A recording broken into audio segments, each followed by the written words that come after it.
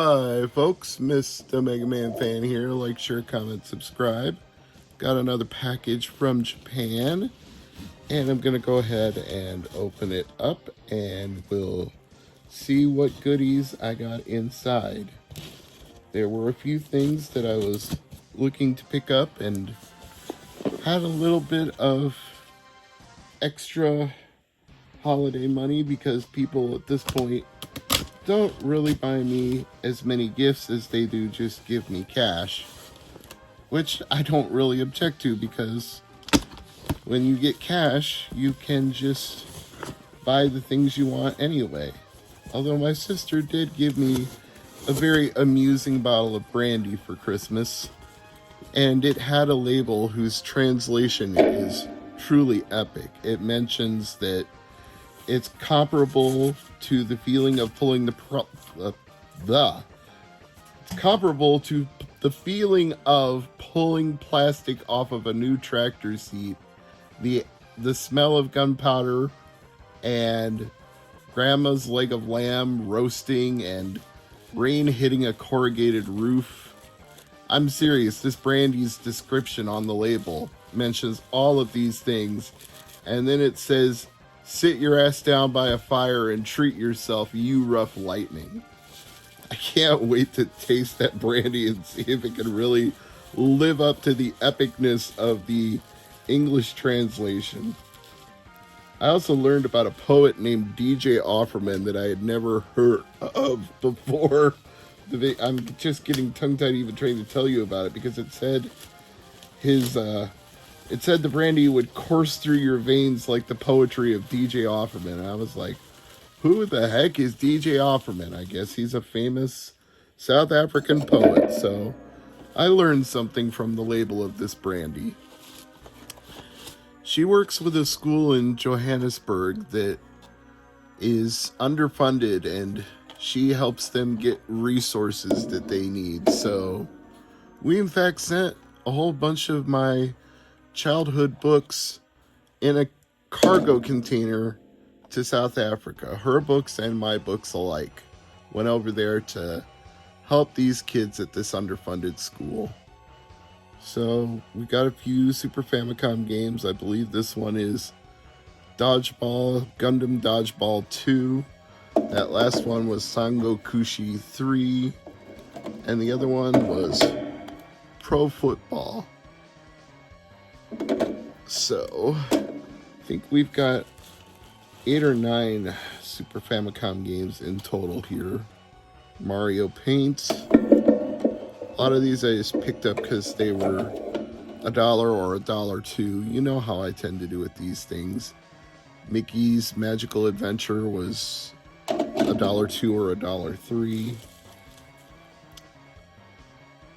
I think this one was the first Sango Kushi game, if I remember correctly. The only one I had before this was Sango Kushi 4. And yes, I know Ryan is probably busy finding me translations for all of these on romhacking.net. Don't worry, Ryan, I'll be doing the same thing once I have a chance to dump all these cartridges. But first things first, it just looked wacky from the label. Like, what the heck are these people doing? I guess I'll find out when I try it. That's 8 total so far. Maybe I only had 8, but I think the more interesting stuff is yet to come here. Oh, there is one more. This one's called Tower Dream. So we have a complete in-box Game Boy from Japan. See if there's a copyright date on this particular box variant, because I know there's different boxes. This says 1989, 1993. So this is a very late variant box. There's the actual factual DMG Game Boy, which which presumably has no batteries in it, since it was shipped internationally. So I'll have to harvest some batteries to test it out with. Let's just look at the manual real quick. All the do's and don'ts, whether in Japanese or English, are going to be pretty much the same. Like here, it's like, don't expose it to extreme heat or extreme cold. Don't drop it unnecessarily. You know, all the things that you should know. Don't grab it by the screen because you might crack or damage the screen. Tells you the accessories, the headphone jack, the rechargeable power supply, the game link cable. It's all pretty standard stuff. There we go.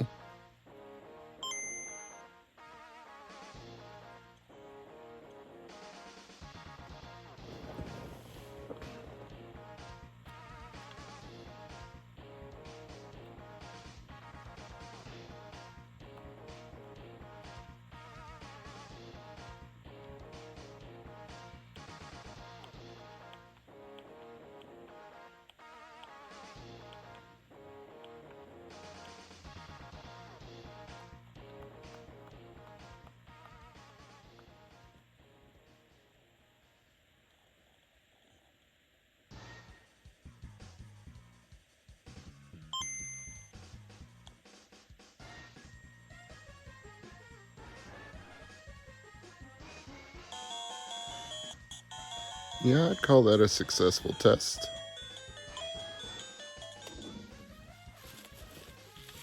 Got a few disc-based games here.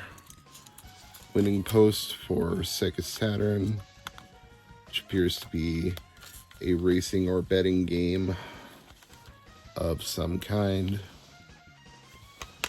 See how the disc looks.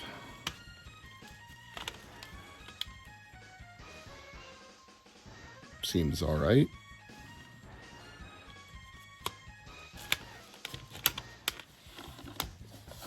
And this one just says Kiwami S. I'm guessing a medieval strategy game of some type. Could be feudal Japan, based on some of the artwork I see. And Dream Passport 2, which is web browser 2.0 in the US.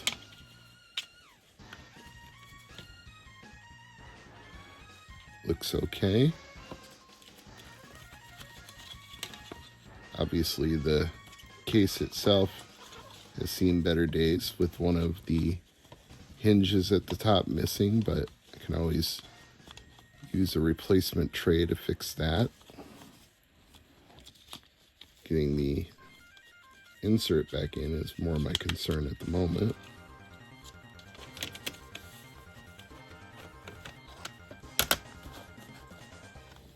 So we've got 9 Super Famicom games, a Game Boy Advance game, 2 Sega Saturn games, a Dreamcast game, a Game Boy, and there should be just 2 things left.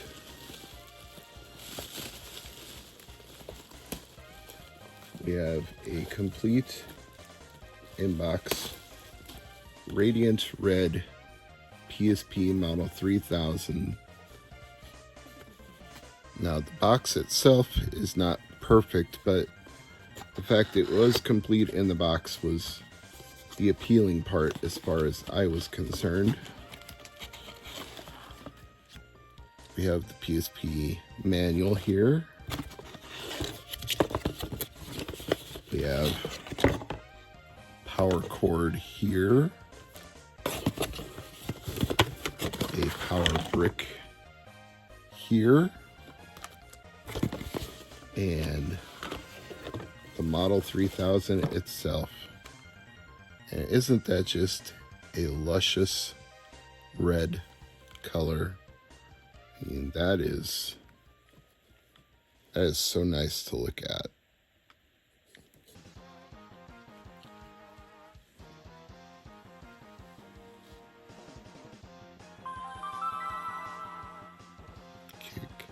but set initial date and time. Sure, why not?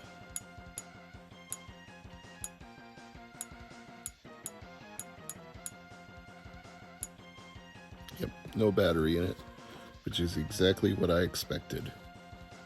I have no problem with that.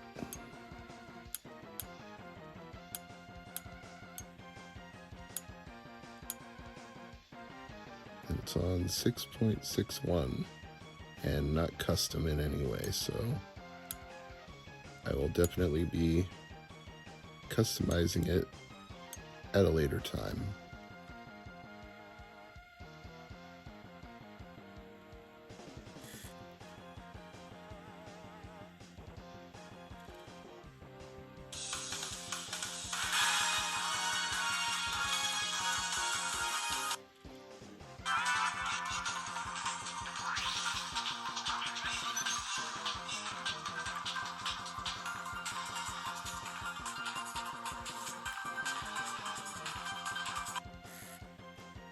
Yeah, I'd say that's proof it works fine.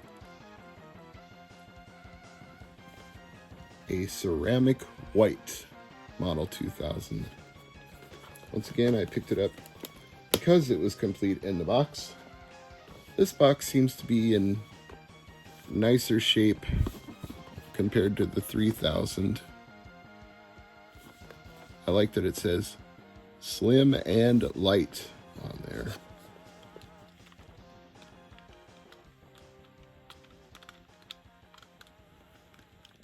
And the moment of truth.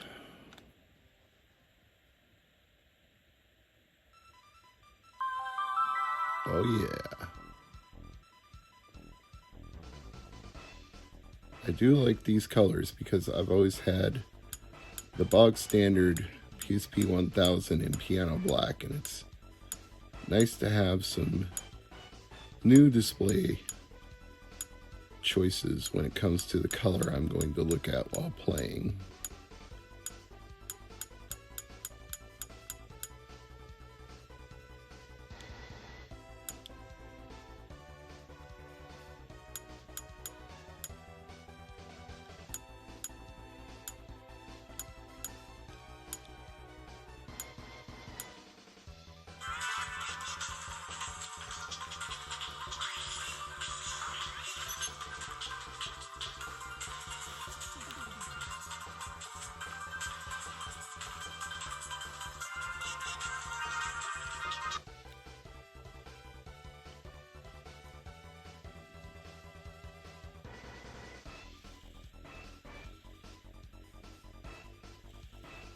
Well, yeah, I think it's fair to say it works. It's just got a very flaky power jack. I'm Mr. MegaManFan. Thanks for watching.